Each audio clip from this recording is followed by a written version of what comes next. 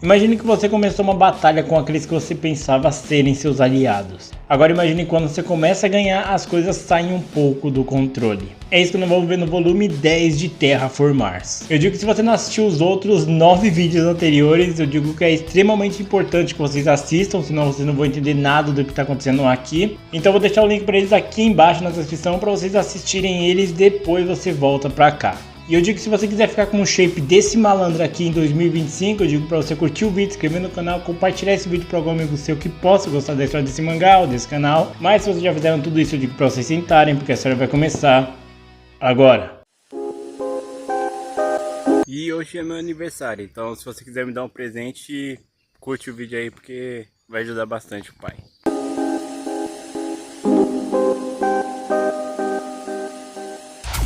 A história começa com Marcos e outros tripulantes debaixo da terra, próximo daquela nave. Eles falam que isso foi uma estratégia da Michelle, que como as baratas estão mais interessadas aparentemente nessas pessoas que não têm tanta assim força de batalha, ela decidiu separar e esconder eles ali. Enquanto eles estão conversando o que fazer agora, tem um homem ali chamado Wolf. O Wolf, ele fala que ele tem um DNA de um tubarão martelo. E o tubarão martelo, ele consegue localizar as presas dele ao redor, até mesmo se elas estiverem debaixo da terra. E ele fala que por algum motivo, ele não consegue mais sentir nenhum movimento perto daquelas bugs. Então ele acha que aquele vírus que tá naquela base é extremamente letal. Até mesmo se você se aproximar, você morre. E ele fala que por mais que eles tentem destruir aquela base foi feita especificamente para sobreviver a um ataque daquelas baratas, então só um míssil nuclear destruiria aquilo. Só que eles não querem destruir porque eles podem se localizar, se comunicar por aquilo, então o melhor jeito é entrar lá e hackear o sistema daquilo. E ele fala que por mais que isso seja complexo, ele consegue fazer isso. Só como tem esse problema desse gás tóxico, né, eles decidem esperar até o amanhecer. Porque de manhã tem uma brisa muito mais forte, então o gás iria para longe, ficaria com um efeito bem fraco. E como é de manhã, as baratas estariam em um número reduzido lá em cima. Nós então voltamos para o Akari e para Michelle, que foram raptados por aquele homem. Aquele homem fala que ele tem alguns tripulantes ali sim naquela nave. Também tem o Akari e a Michelle, que eles queriam desde o início. E ele também tem mais ou menos 20 baratas como amostra, então a missão dele está mais do que concluída. O problema é que as baratas aparecem e jogam uma rede, fazendo com que a nave deles caia. E nós vemos que tem milhares, talvez até centenas de baratas ali em volta. Só que mesmo assim, aquele homem começa a lutar com aquelas baratas. Só que como eu falei, são muitas, ele não vai dar conta de vencer todas elas. Então ele decide sacrificar uma pessoa, usar uma mulher como isca.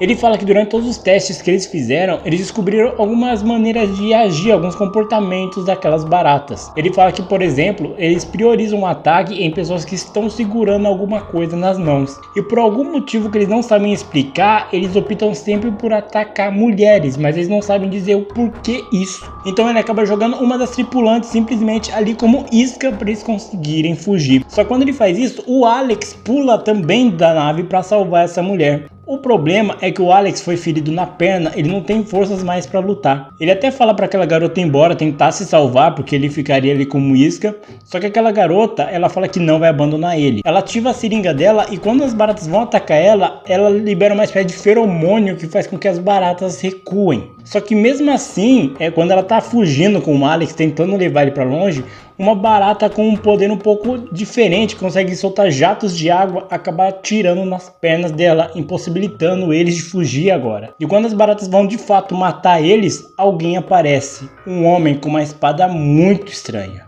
Aquele homem entrega uma ampola para ela que é uma espécie de regeneração para aves, então ele pede para ela entregar aquilo pro Alex que ele vai ficar muito melhor. Aquelas baratas até vão atacar ele, só que ele é muito forte e ele começa a lutar com aquelas baratas aparentemente sem usar a seringa dele também. É quando nós descobrimos quem é esse homem. O nome daquele homem é Joseph e nós vemos que ele não é simplesmente um homem qualquer, ele é o homem mais forte de toda essa operação. Ele não é forte não só por conta da habilidade dele, mas também porque ele vem de uma família com uma excentricidade, digamos assim. É contado que a família dele durante 600 anos vem tentando desenvolver o ser humano perfeito, mas sem nenhuma espécie de interferência genética ou artificial, igual eles fazem para implantar o poder dos insetos nos humanos. No caso do Joseph, eles selecionavam com quem os parentes iriam se casar. Então, se tem um homem com uma habilidade muito superior, elevada aos demais, e uma mulher com uma habilidade ímpar, eles casariam. E foi sempre feito isso nas últimas 600 gerações dessa família. E essa família usou essa estratégia para ficar mais forte, para desenvolver o ser humano perfeito durante 600 anos. E o Joseph é o último cara que foi feito isso, ou seja, ele é o personagem mais forte de todo o mangá até agora. Ele consegue salvar o Alex e aquela garota e ele consegue também voltar para a nave de onde tinham chutado eles. Ele começa a lutar com aquele homem que também é um espadachim, só que tem um agravante nisso. Primeiro, que eles estão lutando sim um com o outro, mas as baratas estão interferindo também nisso, então eles têm que lutar um com o outro, se defender e ainda matar as baratas. E sem falar que a espada que o Joseph está usando, ela é significante.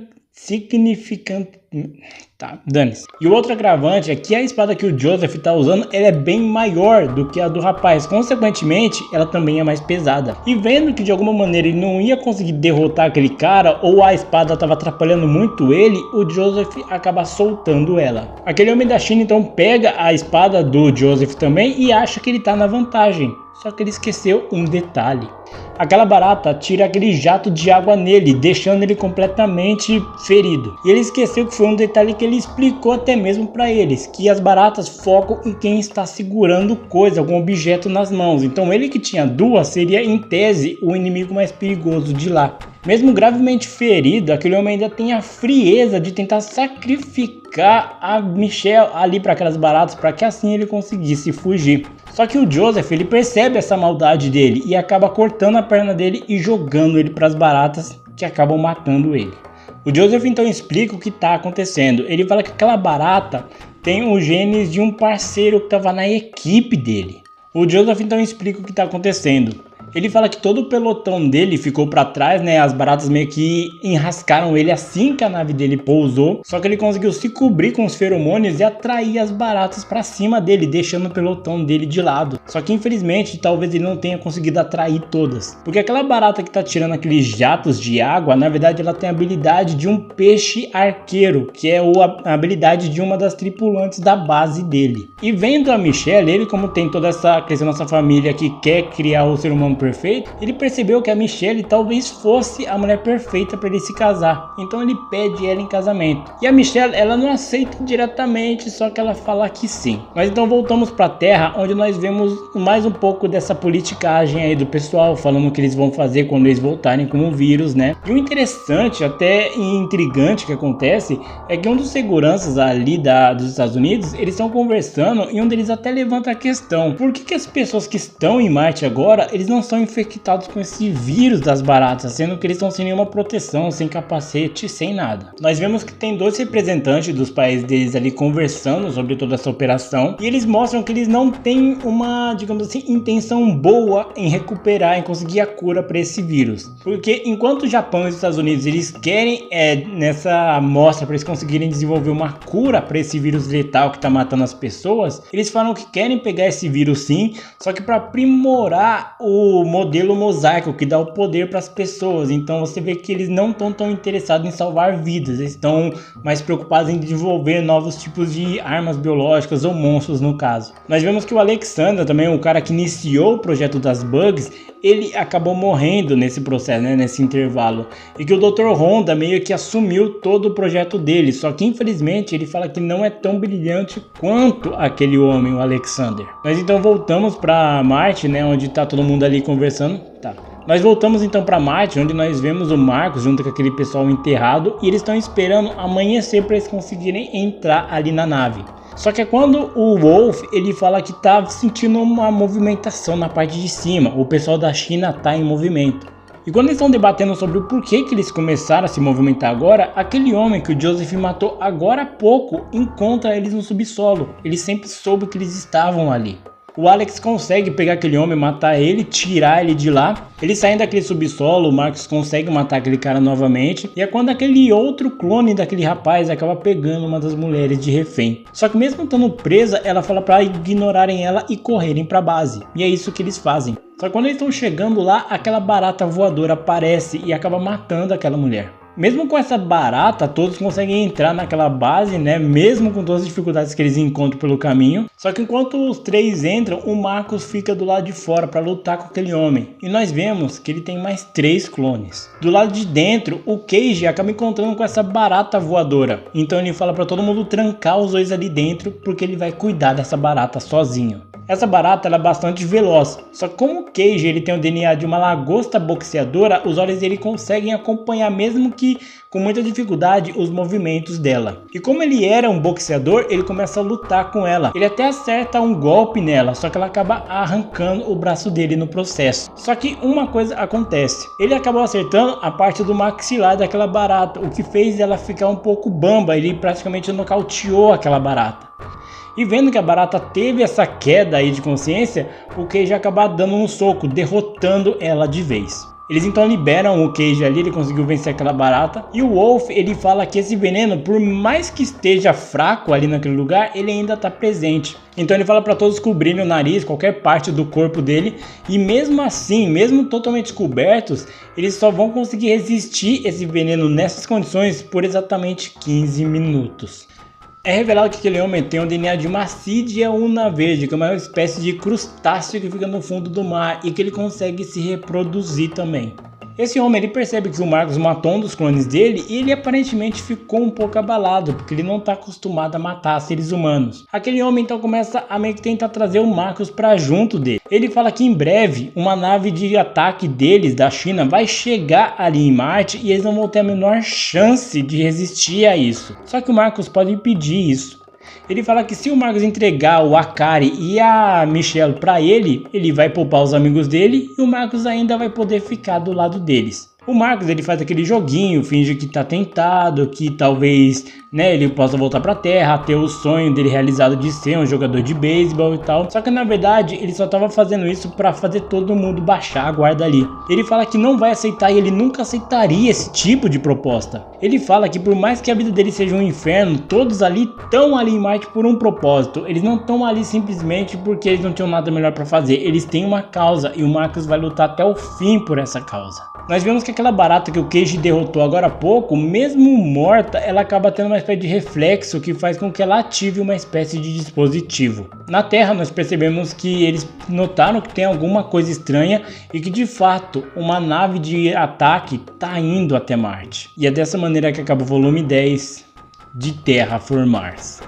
Terraformars ele continua muito intenso. Eu digo que ele começa a ficar mais intenso porque de início as baratas estão atacando em pequenos poletões.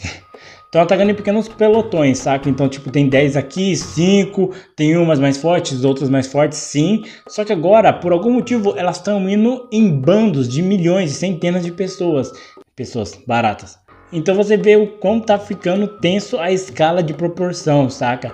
Se já não fosse ruim o suficiente com o pessoal da China, com esses poderes misteriosos que eles têm, as baratas também estão num agravante muito grande, assim, saca? Tanto que eles até explicam que aquela espada que o Joseph tá usando, por algum motivo foi desenvolvido pelas baratas também.